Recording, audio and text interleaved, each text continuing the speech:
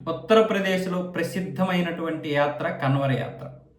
హిందువులు ఇక్కడి నుంచి అంటే ప్రతి ప్రాంతాల నుండి హరిద్వార్కు వస్తారు. హరిద్వార్కు వచ్చి గంగా జలాల్ని సేకరించి శివుడికి అభిషేకం చేస్తారు ఈ గంగా జలాలతో. అది చాలా మంచి యాత్రే. కానీ ఈ యాత్ర వల్ల కొన్ని వేల టన్నులు ఇప్పటి వరకు పారిశుద్ధ్య కార్మికులు సేకరించినటువంటి చెత్త 7,000 టన్నుల చెత్త. అంత పెద్ద చెత్త పేరుకుపోయింది. మరి మనం ఎలాంటి దానికి ఆదర్శంగా నిలుస్తున్నామో అర్థం చేసుకోవాలి.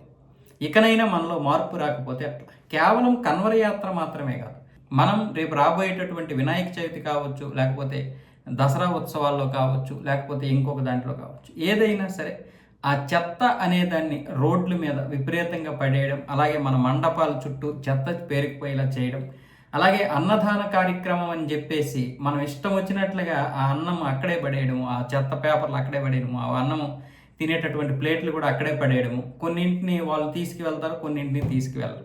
ఈ అన్నదాన కార్యక్రమం మంచిదే, కానీ అది ఎంతవరకు ఉపయోగపడుతుంది అనేది చూడాలి.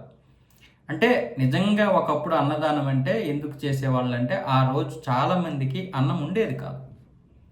దానివల్ల అన్నం లేకుండా ఆ రోజు అందరూ తినాలనే ఉద్దేశంతో ఎవరు ఆ రోజైనా సరే కనీసం కడుపు నిండా తినాలని చెప్పి అందరికీ అలా పెట్టడం జరిగింది. కానీ ఈ రోజు ఏంటి అంటే దేవుడి పేరు చెప్పుకొని ఒకరి మీద ఒకరం పడుతూ ఇష్టం వచ్చినట్లుగా సగం సగం తింటూ అక్కడ పడేస్తున్నాం.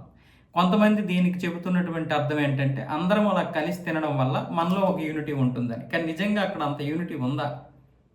తప్పేం లేదు, భోజనాలు పెట్టడం తప్పు కాదు. ఒక తిరుపతి లాంటి, అన్నవరం లాంటి మహాప్రసిద్ధ పుణ్యక్షేత్రాల్లో, శ్రీశైలం లాంటి అక్కడ ఖచ్చితంగా దేవుడు ప్రసాదం అనే కాదు, మనకు సరైనటువంటి ఆహారం కూడా దొరకదు.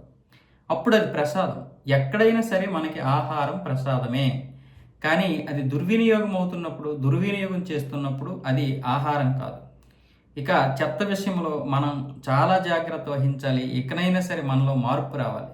ఆ నదుల్లో ఇష్టం వచ్చినట్లుగా ప్లాస్టిక్, పనికిరాని కలర్లు, పనికిరాని కెమికల్స్ అన్నీ పడేస్తుంటే ఆ నీరు శుద్ధం ఎప్పుడవుతుంది? కాబట్టి ఆలోచించుకోవాల్సింది మనమే.